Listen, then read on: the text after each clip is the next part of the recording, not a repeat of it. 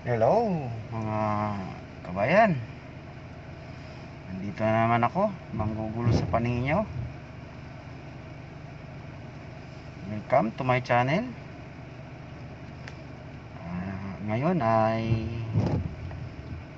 isang maulan na umaga. So maingat. Kailangan mag-ingat, di madulas ang kalsada.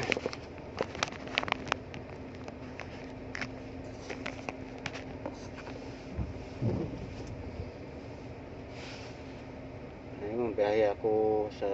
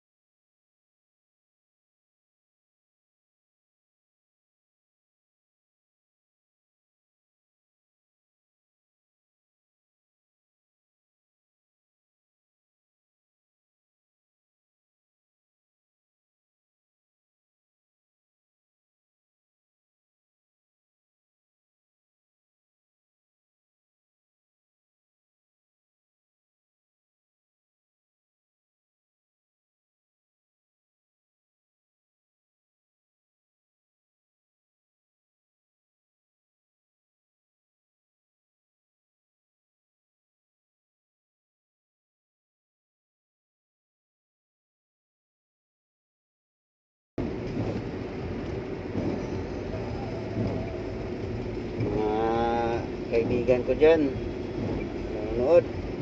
Kumusta sa inyo? Sa mga hindi pa nag-subscribe sa channel ko, subscribe na kayo. At salamat sa mga nanonood.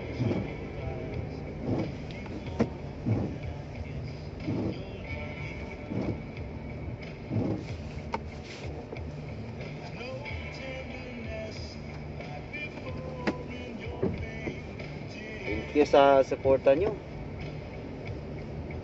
sa walang sawang panonood.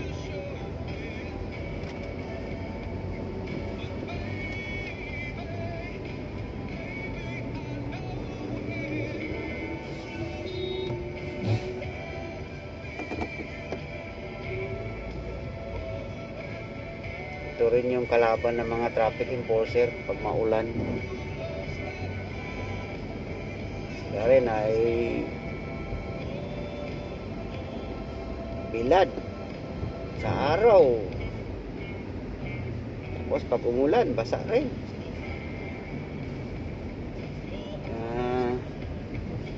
Mahirap din yung isang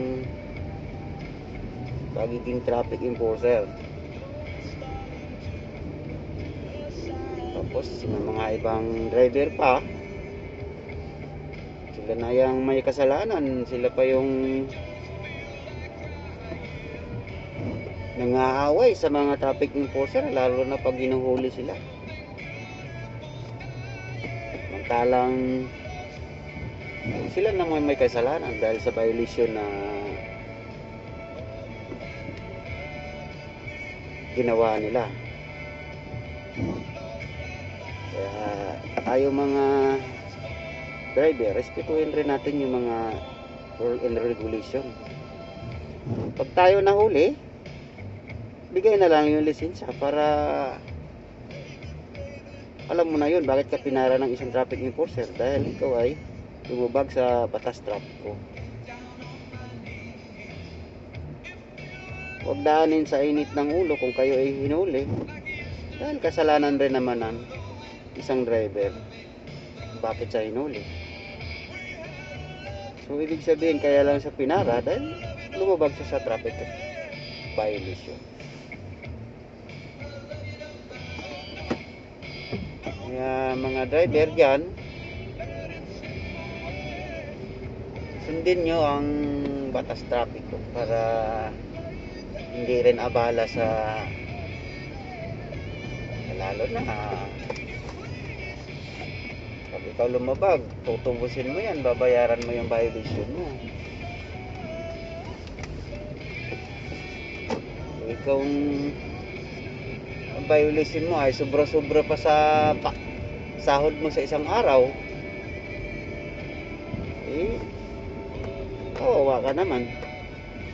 Lagi ka na lang nagtutubos ng lisensya mo, tapos yung pang araw-araw mong trabaho nandoon lang din napunta. Ako na lang ipakain sa pamilya, mga anak, lalo na kung maraming anak. Kawawa. At ng pataw ng violation mo, imbis kita mo na sa araw-araw, doon na pupunta yun sa pagtutubos ng lisensya kung ikaw ay lumabag ng isang traffic violation bilang isang driver. Kaya mga driver, katulad ko, mag-iingat tayo, susundin natin yung mga batas trapiko. Galangin rin natin yung mga traffic enforcer, police na humuli, dahil trabaho rin nila yun bilang police or traffic enforcer.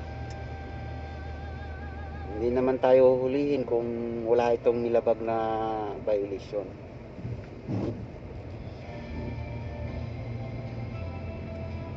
Kung hindi ka lumabag, hindi ka hulihin. Dahil lumabag ka, hulihin ka, matitikitan ka, tutubos ka ng lisensya mo. So abala rin yun sa pagtubos mo, mawawalan ka ng araw dahil magtutubos ka ng lisensya. Di wala ka ng kita, nagbayad ka pa ng violation mo, tutubos ka ng lisensya mo, o isang araw ka rin mawawalan pag hindi ka sumunod sa batas trapiko. Kaya mga driver dyan, sundin natin yung mga batas trapiko para hindi rin makabala sa araw-araw, lalo na pagtubos, pila-pila yan. Mas mag-a-absent ka pa ng trabaho mo para malaking bagay din yan na medyo mas din yung mga isip nyo na hindi tama yung mga ginagawang violation ng nilalabag batas trapiko.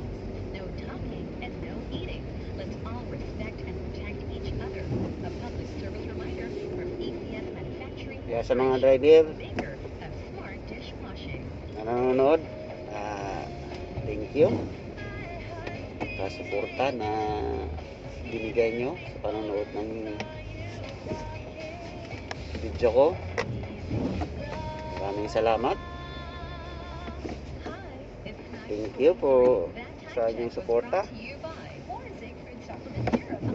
So nandito na ako sa area ng destination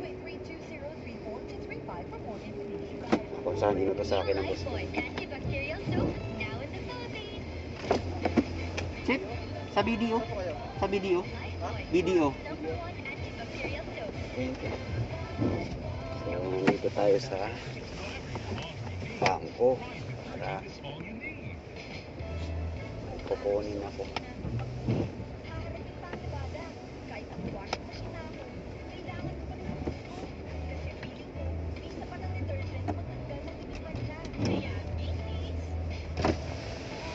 Thank you, sir.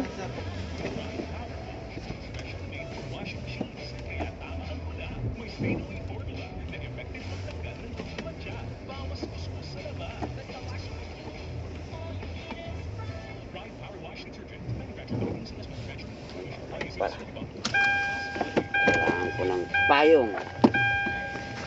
Ito.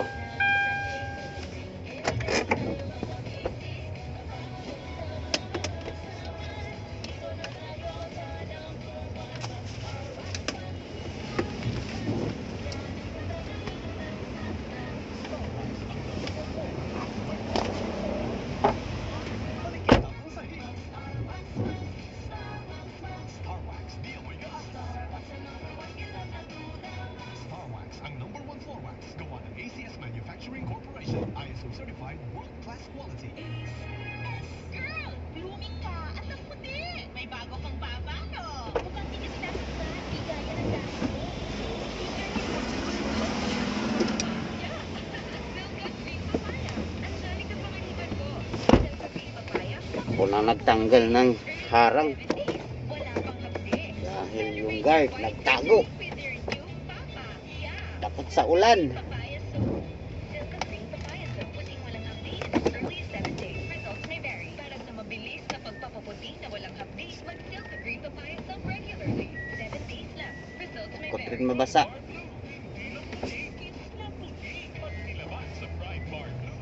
Dahil nag-iingat rin.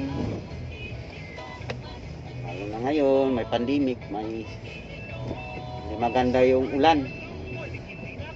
May dalang COVID. So, nandito na ako. Thank you sa panonood nyo. Hanggang sa susunod. Thank you sa suporta sa mga nanonood sa akin. Salamat.